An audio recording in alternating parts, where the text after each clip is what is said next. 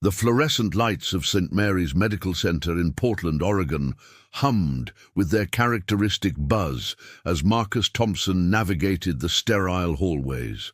The November rain pelted against the windows, creating rivulets that distorted the grey cityscape beyond. At 42, Marcus had become intimately familiar with these corridors over the past 6 months, ever since his 8-year-old daughter Lily had started her chemotherapy treatments for leukemia. Marcus was a man who wore his exhaustion like a second skin.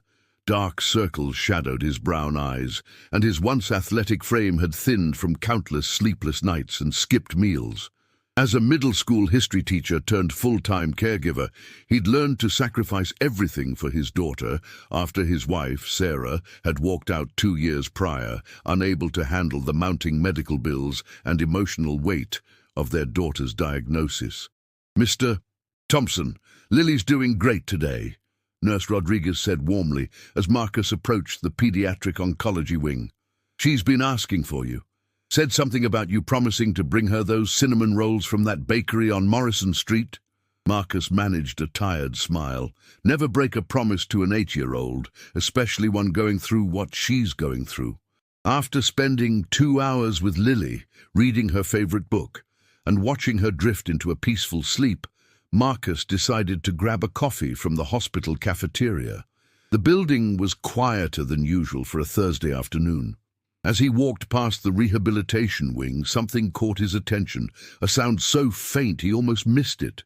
Crying, soft, desperate crying. Marcus paused, his hand hovering over the elevator button. He knew he should mind his own business. He had enough on his plate. But something in those muffled sobs reminded him of Lily during her darkest moments, and he couldn't just walk away. Following the sound, he found himself standing outside room 347. The door was slightly ajar, and through the gap he could see a teenage girl lying in a hospital bed, her body motionless except for the trembling of her shoulders as she wept. The room was sparse, lacking the balloons, flowers, or get-well cards that typically adorned patients' rooms. No visitors sat beside her bed. No family members offered comfort. Marcus knocked gently. The crying stopped abruptly. "Hello?" he called softly. "I'm sorry to intrude. I heard you crying. Are you okay? Do you need me to call a nurse?" There was a long silence before a voice, thick with tears and anger, responded, "Go away. Just leave me alone." But Marcus, perhaps because he understood loneliness and fear better than most, didn't leave. Instead, he pushed the door open just enough to peer inside. "I'm Marcus. My daughter's a patient here too. I know what it's like to feel alone in a place like this."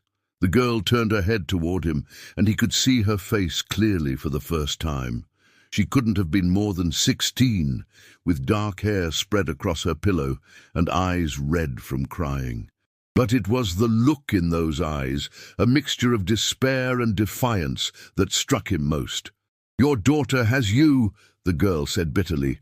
"So you don't know what it's like. Nobody's coming for me. Nobody wants me here." Marcus stepped fully into the room, his heart aching at her words. "What's your name? Why do you care?" she shot back, but there was less venom in her voice now, more exhaustion. "Because I'm standing here, aren't I?" Marcus pulled up a chair beside her bed without invitation. "And because I've learned over the past few months that sometimes the only thing that gets you through the darkness is knowing someone sees you, someone cares that you're here." The girl studied him for a long moment, as if trying to determine whether he was genuine or just another adult who would disappoint her. Finally, she spoke. "Emma. My name is Emma Rodriguez." "Nice to meet you, Emma."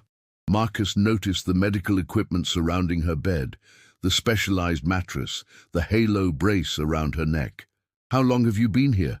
3 weeks, Emma replied, her voice cracking. "I was in a car accident. Drunk driver ran a red light downtown. I was just walking home from my friend's house." She paused, and Marcus could see her fighting back more tears. "The doctors say I'm paralyzed from the neck down.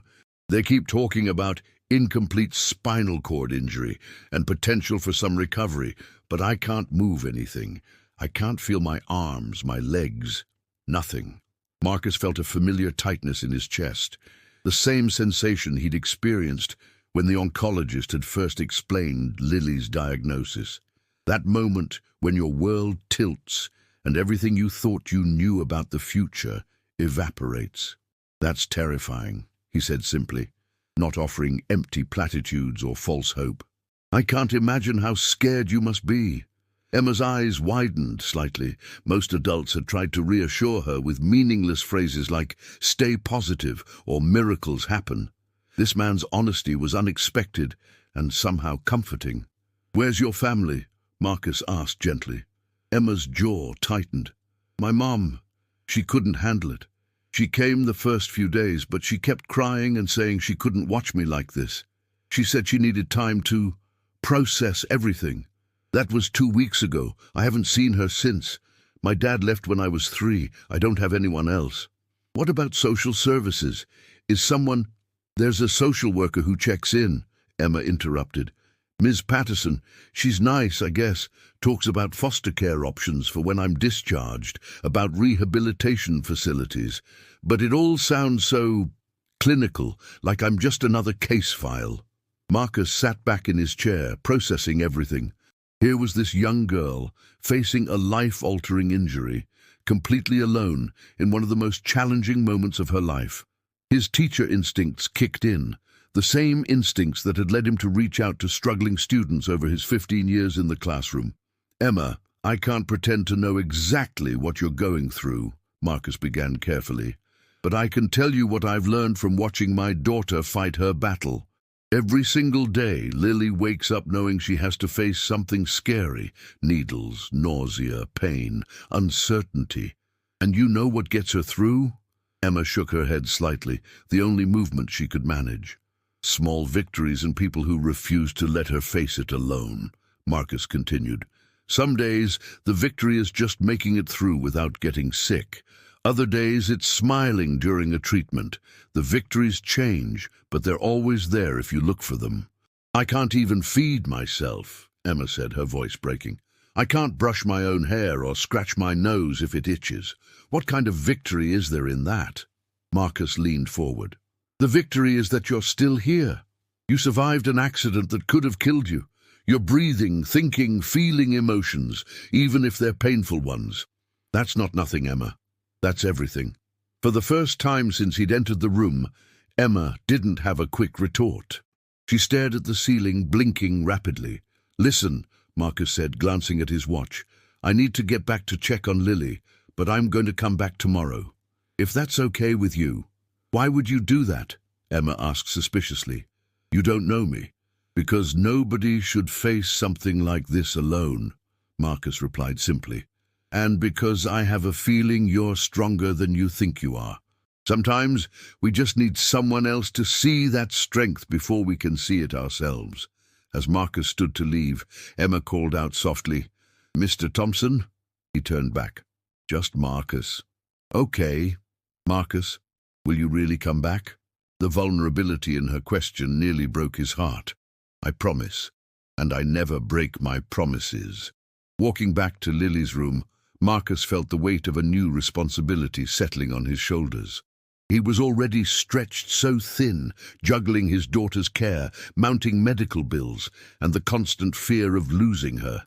How could he possibly take on another person's burden?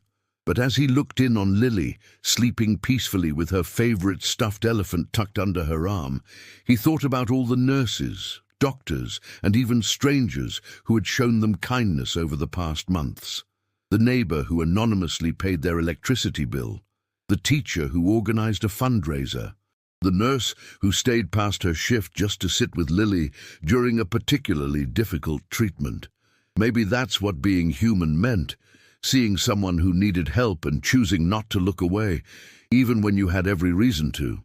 That night, after returning home to their small apartment in southeast Portland, Marcus lay awake, listening to the rain continue its assault on the roof. He thought about Emma's mother, who had walked away. He thought about his own ex-wife, who had done the same when things got hard. He thought about Emma's question, "Why would you do that?" The answer was complex and simple all at once.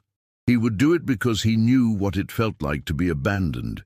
He would do it because Lily had taught him that compassion doesn't diminish when you share it. It multiplies. He would do it because sometimes the smallest act of showing up can change everything. As he finally drifted off to sleep, Marcus made a decision. He didn't know how he would manage it all, but he would keep his promise to Emma. He would show up. And maybe, just maybe, that would be enough to help her find her way through the darkness. 3 weeks had passed since Marcus first walked into Emma's room, and what had started as a simple promise had evolved into something neither of them had anticipated. True to his word, Marcus visited Emma every day after spending time with Lily. Sometimes he could only stay for 15 minutes, other times for an hour, but he always came. At first, Emma had been defensive and dismissive, testing whether this stranger would actually keep showing up or if he would eventually abandon her like everyone else. But Marcus was consistent. He brought her audiobooks from the library when she mentioned missing reading. He described the Portland streets when she said she missed seeing the city. He even smuggled in a strawberry milkshake from her favorite diner when she complained about the hospital food.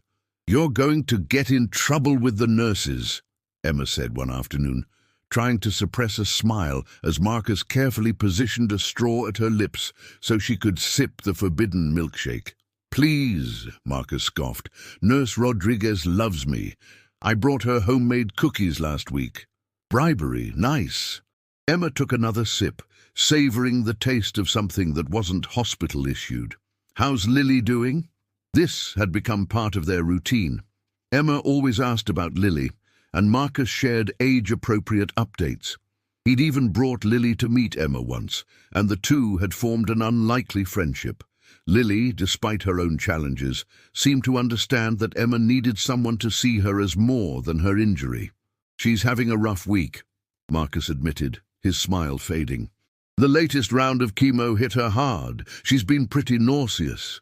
"I'm sorry," Emma said quietly. "That's so unfair. She's just a kid."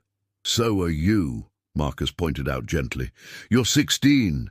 You should be worried about homework and prom dates, not spinal cord injuries and rehabilitation facilities." Emma's expression darkened. "Ms. Patterson was here this morning. She found a facility in Gresham that has an opening. They specialize in spinal cord injury rehabilitation. I'm supposed to transfer there next week."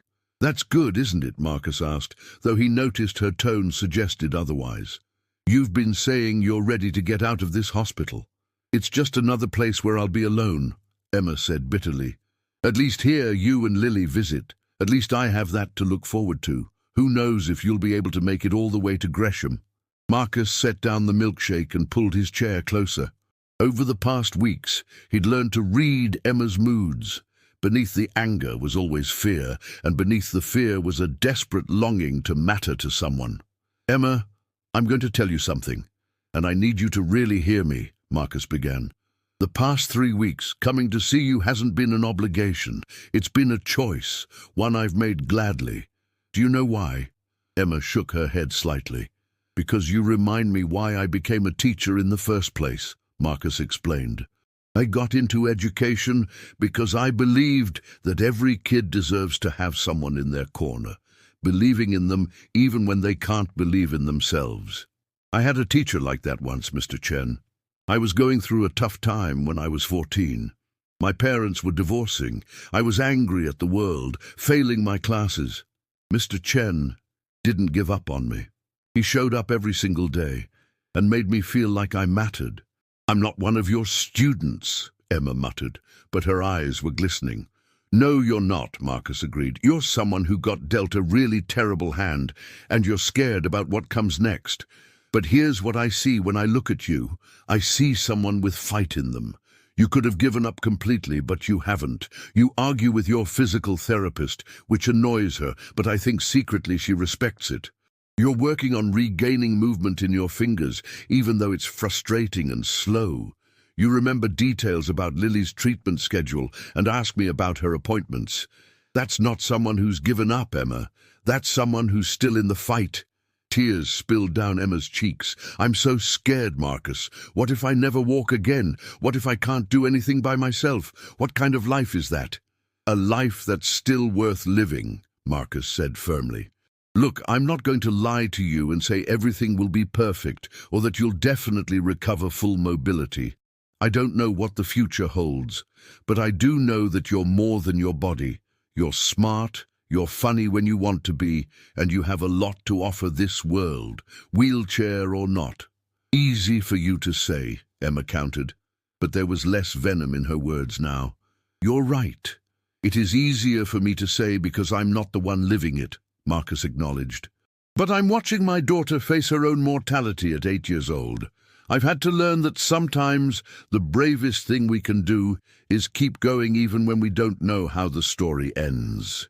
They sat in silence for a moment, the only sounds the beeping of monitors and the distant voices of hospital staff in the hallway. "Will you really come visit me in Gresham?" Emma finally asked, her voice small. "Absolutely," Marcus promised. "It's only about a 40-minute drive from here. I'll come at least twice a week, maybe more if Lily's having good days." "What about when Lily gets better?" Emma pressed. "What about when she doesn't need to come to the hospital anymore? Will you forget about me then?" Marcus reached out and gently touched her arm, one of the few places where she had started to regain some sensation. "Emma, I'm not going anywhere, even after Lily's treatment ends. And it will end. She's going to beat this. You're stuck with me. I meant what I said. You matter. Not because of what you can or can't do, but because you're you." More tears flowed, but this time they seemed different, less desperate, more cathartic. "I don't know how to do this," Emma whispered. "I don't know how to be this person, in this body, living this life." "None of us really know how to do the hard things until we're doing them," Marcus said. "But you don't have to figure it all out today. You just have to get through today, and then tomorrow you get through that day. One day at a time, one small victory at a time." Over the next week, Marcus helped Emma prepare for her transfer to the rehabilitation facility. He brought her a tablet loaded with music and audiobooks. He coordinated with Ms. Patterson to ensure Emma would have a private room. He even called the facility's activities coordinator to arrange for Emma to participate in their art therapy program, something Emma had mentioned loving before the accident. On the day of the transfer, Marcus and Lily came to say goodbye. Lily had convinced the nurses to let her bring Emma a small potted succulent. "Nurse Rodriguez says succulents are really hard to kill," Lily explained seriously, her bald head covered by a cheerful rainbow beanie. "So even if you can't take care of it super well, it'll probably be okay. Kind of like us. We're hard to kill too." Emma laughed through her tears. "Thank you, Lily. I love it." One day, as the ambulance crew prepared to transport Emma, Marcus squeezed her hand. She had regained enough sensation to feel the pressure, though she still couldn't squeeze back. "Remember," he said, "one day at a time, and I'll see you on Thursday." "Thursday," Emma repeated, holding on to that promise like a lifeline. Watching the ambulance pull away, Marcus felt Lily's small hand slip into his. "Dad, are we Emma's family now?" Lily asked. Marcus looked down at his daughter, this brave little warrior who had endured so much, yet still had room in her heart to care about others. "Yeah, sweetheart," he said, his voice thick with emotion. "I think maybe we are." 4 months had transformed everything. Spring had arrived in Portland, bringing with it cherry blossoms and longer days. More importantly, it had brought changes that Marcus could never have anticipated when he first walked into Emma's hospital room. Lily's latest scans had shown remarkable improvement. Her oncologist had used words like remission and positive prognosis. While she still had treatment ahead, the worst seemed to be behind them. Marcus had cried in his car after that appointment, tears of relief, gratitude, and exhaustion from months of holding his breath. Emma's journey had been different, but no less remarkable. The rehabilitation facility in Gresham had proven to be exactly what she needed. Under the guidance of Dr. Sarah Kim, a spinal cord injury specialist, and an aggressive physical therapy regimen, Emma had slowly begun to regain function. She could now move her arms, though fine motor control remained challenging. She had sensation in her upper body and some in her legs, though she still couldn't walk. But more than the physical progress, Emma had undergone a transformation that Marcus found even more significant. True to his promise, he had visited her twice a week, sometimes bringing Lily when she was feeling well enough. Those visits had evolved from Marcus offering encouragement to genuine conversations between two people who had become important to each other. "I got into college," Emma announced one Thursday afternoon in late April, her face glowing with excitement. Marcus, who had been helping her practice using adaptive silverware, nearly dropped the fork. "What? Emma, that's incredible! Tell me everything!" "Portland State University," Emma explained rapidly, the words tumbling out. "They have this amazing program for students with disabilities. Miss Patterson helped me apply, and I wrote my admissions essay about the accident and everything that came after. They accepted me for the fall semester. I'll study social work. I want to help kids like me, kids who end up alone in hospitals." Marcus felt pride swell in his chest. "Emma, that's absolutely perfect. You're going to be amazing at that." "There's more," Emma continued, and now her expression grew more nervous. "They have accessible housing on campus. I'll have support staff to help with daily tasks I can't do yet, but I'll be living independently. Well, as independently as I can right now." "That's fantastic," Marcus said, though he felt a twinge of something he couldn't quite name. Over the past months, Emma had become part of his and Lily's life. The thought of her moving forward, moving away from needing them, brought mixed emotions. Emma must have read something in his expression, because her excitement dimmed slightly. "You think I'm ready for that? To live on my own?" "I think you're more than ready," Marcus said honestly. "You've worked incredibly hard. You've pushed through every obstacle. This is what all that effort was for, to get your life back."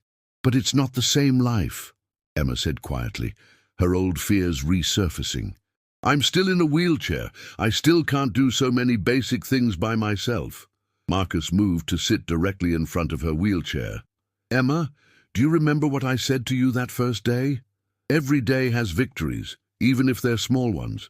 You've proven that over and over.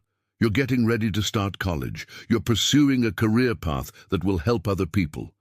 You're doing all of this despite everything that's happened. That's not a consolation prize for the life you lost. That's you building a new life, different from the one you planned maybe, but still meaningful and full of possibility." Emma's eyes welled up, but she was smiling. "I never would have gotten here without you. You know that, right? If you hadn't walked into my room that day, if you hadn't kept showing up, you would have found your way." Marcus interrupted gently.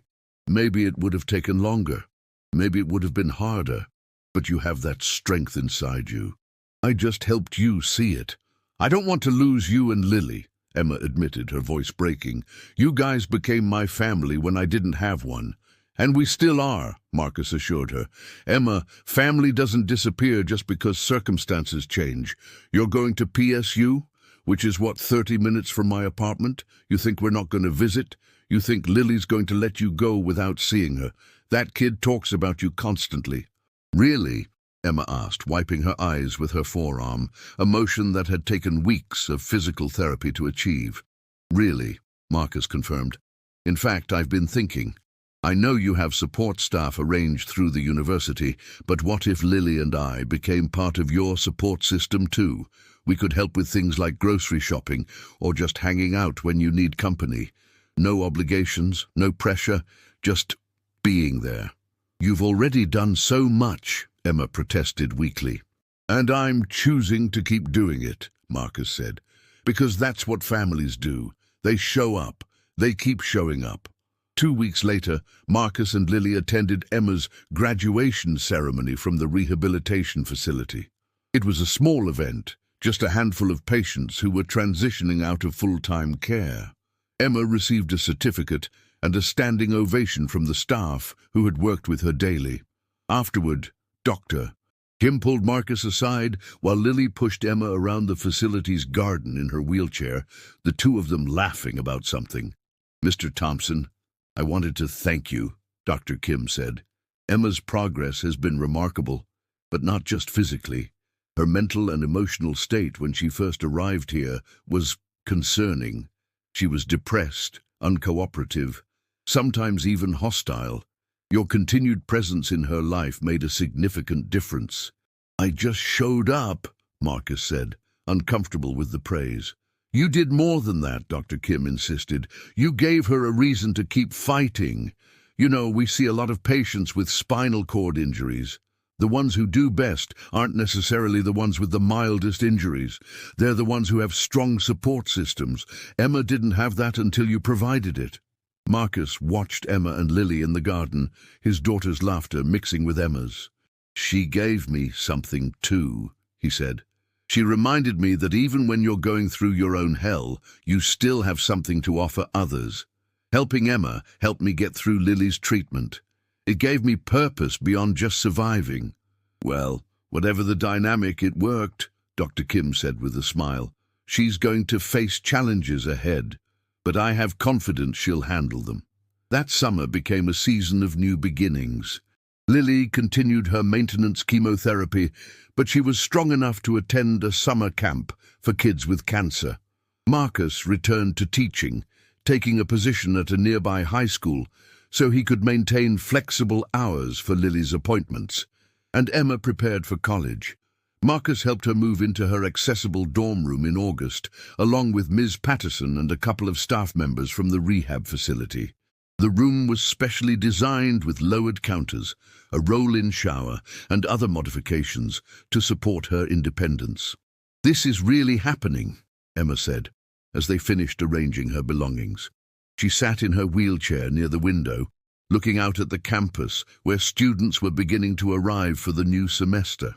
"Yes, it is," Marcus agreed, sitting on the edge of her bed. "Scared?" "Terrified," Emma admitted. "What if I can't keep up with the coursework? What if other students treat me differently? What if I fail?" "Then you'll pick yourself up and try again," Marcus said. "Emma, you've already overcome something that would have destroyed most people. College is going to have its challenges, but I have no doubt you can handle them." "And if I can't?" she pressed. "Then you call me and we'll figure it out together," Marcus replied. "That's the deal. You're not alone anymore, remember?" Emma nodded, taking a deep breath. Okay, I can do this." "I know you can." On the first day of classes, Marcus received a text from Emma.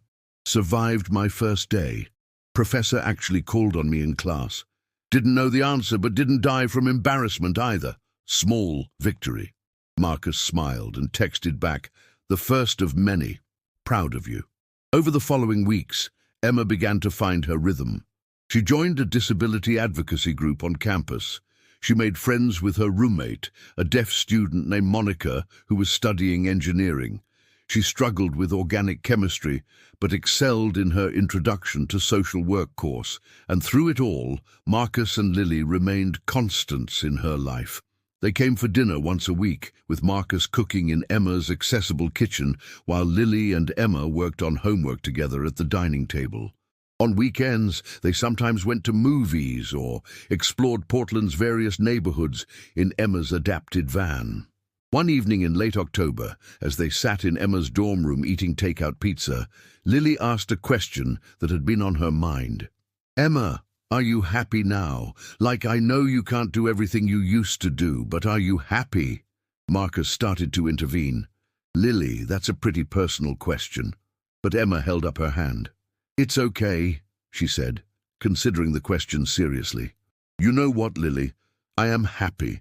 It's not the happiness I thought I'd have. I thought I'd be happy because I was on the dance team, or because I had a boyfriend, or because I could do all the things other 16-year-olds could do. This happiness is different. It's quieter, I guess. It comes from knowing I survived something terrible and I'm still here, still building a life. It comes from having people like you and your dad who chose to care about me. So yeah, I'm happy.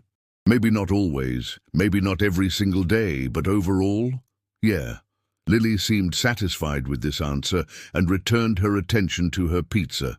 But Marcus locked eyes with Emma across the table, and in that moment, a lifetime of understanding passed between them. Later, as Marcus and Lily were leaving, Emma stopped them at the door. "Marcus, I need to tell you something," she said, her voice serious. "I've been working with my therapist, Dr. Martinez, on a lot of things. One thing she asked me to do was write a letter to the person who made the biggest difference in my recovery." "Emma, you don't need to—" Marcus began, but she cut him off. "Let me finish," she insisted. "I wrote you a letter, but then I realized a letter wasn't enough. So I'm just going to say it. You saved my life, not in the dramatic, pulled me from a burning building way, but in the way that actually matters. You saw me when I was invisible. You showed up when everyone else left. You made me believe I was worth the effort of recovery. I don't know how I'll ever repay you for that." Marcus felt his throat tighten with emotion. "Emma, you don't owe me anything. Watching you fight your way back, seeing you build this new life, that's been its own reward." "Can I ask you one more thing?" Emma said. "Anything. Why did you do it? Really? You had every reason to walk away that first day. You had Lily to worry about, your own problems. Why did you choose to care about some random teenager?" Marcus thought about his answer carefully. "Because I knew what it felt like to need someone and not have them there. Because I'd been teaching long enough to know that sometimes the difference between a kid who makes it and a kid who doesn't is just one person who refuses to give up on them. Because—" He paused, finding the words. "Because when my ex-wife left, when I was sitting in Lily's hospital room at 3 a.m, wondering how I was going to do it all alone, a nurse named Helen sat with me.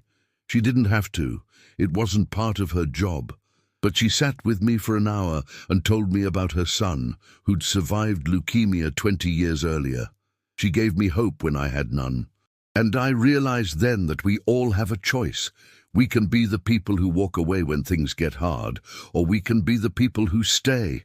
I decided I wanted to be someone who stays." Emma smiled through her tears. "Well, I'm really glad you chose to stay." As Marcus and Lily drove home that night, Lily asked, "Dad, do you think Emma will be okay? Like, really okay?" Marcus glanced at his daughter in the rearview mirror. "Yeah, sweetheart. I think she's going to be more than okay. I think she's going to be extraordinary." And he meant it, because he'd watched Emma transform from a terrified, abandoned teenager into a young woman with purpose, resilience, and hope. The road ahead wouldn't be easy. She would face accessibility challenges, social barriers, and physical limitations. But she would also have opportunities to help others, to build meaningful relationships, and to create a life defined not by her disability, but by her choices. 6 months later, Marcus sat in the audience at Portland State University as Emma gave a presentation to incoming freshmen about disability advocacy. She spoke with confidence and humor, sharing her story without making herself a victim or a hero, just a person who had survived something difficult and was still figuring things out. "The accident changed my life," Emma said from her wheelchair at the podium.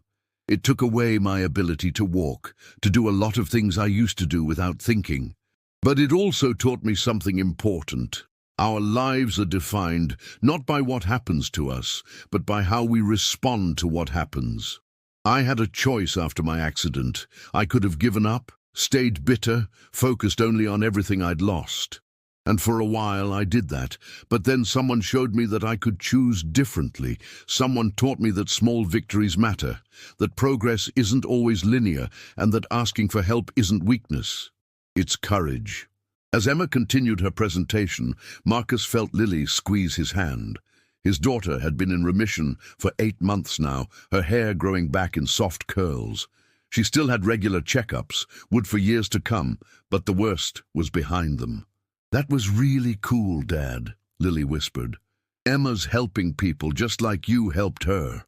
Marcus smiled. "That's how it works, sweetheart. We help each other. That's what makes us human." And after the presentation, Emma found them in the crowd. She had been working with a physical therapist on a new standing frame, and she demonstrated it proudly, rising from her wheelchair to stand supported by the device. "Look at you," Marcus said, genuinely impressed. "I can stand for about 20 minutes now," Emma explained. "Probably won't ever walk independently, but this is something. My physical therapist says I'm stubborn enough to defy medical predictions." "Oh, that sounds about right," Marcus teased. Emma laughed, then grew more serious. "I got accepted into the graduate program. I'll start my master's in social work next year, specializing in rehabilitation counseling. I want to work in hospitals with kids going through trauma and medical crises." "Emma, that's incredible," Marcus said, "though I can't say I'm surprised. You've been working toward this." "It's because of you," Emma said simply. "You showed me what one person can do just by showing up and caring. Now I want to be that person for others." As they talked, other students approached Emma, congratulating her on her presentation, asking questions about her advocacy work. Marcus watched her engage with them confidently, no longer the scared, angry girl he'd met in that hospital room, but a young woman who had found purpose in her pain. Later, as Marcus and Lily walked to their car, Lily asked another one of her profound questions. "Dad, do you think things happen for a reason?" Lily thought about this. "So we can't choose what happens to us, but we can choose what it means." "Exactly," Marcus said, impressed as always by his daughter's wisdom. "Exactly that." That night, as Marcus tucked Lily into bed, she said sleepily, "I'm glad you found Emma, Dad. She needed us, but I think we needed her too." Marcus kissed his daughter's forehead. "You're absolutely right, sweetheart. We did need her. We needed to remember that even when life is hard, we can still make a difference for others." As Marcus turned off the light and closed Lily's door, he reflected on the past year. It hadn't been easy.